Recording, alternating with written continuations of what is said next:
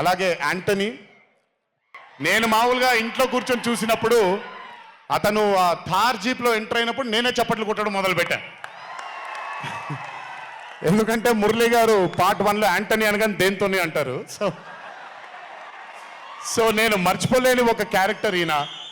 And his entry అంటే ఒక బాగా కామెడీ చేయగలిగే క్యారెక్టర్ని ఒక మాస్ హీరోగా ఎంట్రీ ఇవ్వగలిగేటువంటి మరి రైటింగ్ ఆయన రాశారు. And he had the equal capacity to carry it. Thank you so much for being a pillar of support for this movie. అలాగే మై లడ్డు మా విష్ణు గారు. ఐ థింక్ ఐఎమ్ సారీ ఎవరు ఏమనుకోవద్దు మీ ముగ్గురు, బట్ ఐ థింక్ ఈ cinema if it was not Vishnu గారు ఈ రోజు ఇంత పెద్ద హిట్ అయ్యేది కాదేమో. నన్ను మామూలుగా చాలా మంది అడుగుతారు రాముడుగా చేయడం ఈజీయా లేకపోతే రావణాసురుడిగా చేయడం కష్టమా అని. రాముడిగా చేయడమే మనకి చాలా కష్టమైన పని. ఎందుకంటే ఇన్నోసెన్స్ అనేది మనం చాలా ఎక్స్పోజర్ వచ్చేసిన తర్వాత ఇన్నోసెంట్గా బిహేవ్ చేయడం మనం మర్చిపోయాం లైఫ్లో. కానీ అన్నీ తెలిసి కూడా తను బేసిక్గా అంత ఇన్నోసెంట్ అని నేను అనుకోవట్లేదు, కానీ ఇన్నోసెంట్గా పర్ఫామ్ చేశాడు ఆయన. ఆ ఇన్నోసెన్స్ గనక విష్ణు గారిలో లేకపోయి ఉంటే ఈరోజు నిజంగా ఈ కామెడీ వర్కౌట్ అయ్యేది కాదు. సో కంగ్రాచులేషన్స్ విష్ణు గారు. అండ్ సంగీత్, నాకు వాళ్ళ నాన్నగారితో ఎక్కువ పరిచయం లేదు, కానీ ఎప్పుడు సంగీత్ని వాళ్ళ అన్నయ్యని ఇద్దరిని చూసినప్పుడు నాకు ఎప్పుడు డైరెక్టర్ శోభన్ గారే గుర్తొస్తారు. ఒకసారి కలవడం జరిగింది ఆయన్ని. అయినంత సాఫ్ట్ స్పోకెన్ మనిషిని, అంత హంబుల్గా ఉండే మనిషిని నేను మళ్ళీ చూడలేదు. And I think Shobhan Sangeeth, మనకి బాగా ఇష్టమైన వాళ్ళు మనకు దూరం అయినప్పుడు మన చుట్టూనే ఉంటారు వాళ్ళు.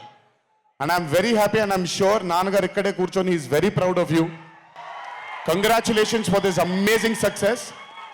అండ్ ఇందాక డీడీ డీడీ డీడీ అని ఎప్పుడైతే రెసనేట్ అవుతుందో ఇలాగే రేపు పొద్దున సంగీత్ సంగీత్ సంగీత్ అనేది కూడా రెసనేట్ అవ్వాలి అని ఆ దేవుణ్ణి మనసారా కోరుకుంటున్నాను. నాన్నగారు ఆనందపడుతున్నారు. Your brother is happy, your mother is happy, so am I happy. I wish you all the luck for many more films. Just మీరు ఇలాగే మీ దర్శకుడిని నమ్ముకుంటూ ముందుకు వెళ్ళిపోండి. All the best brother. Thank you so much.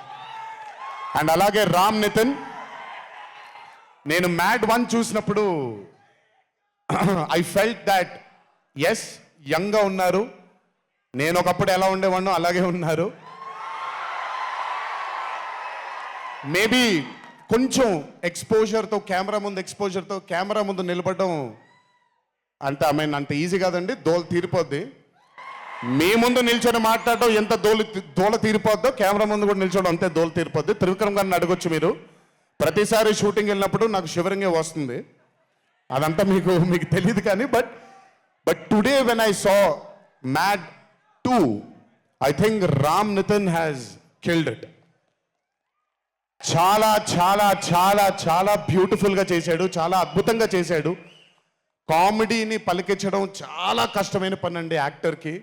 అందుకే నేను others 2 చేయట్లేదు, కొంచెం భయపడుతున్నాను మళ్ళీ జీవితంలో కామెడీ వస్తుందో లేదో అని. But amazing Ram Nitin, way to go brother.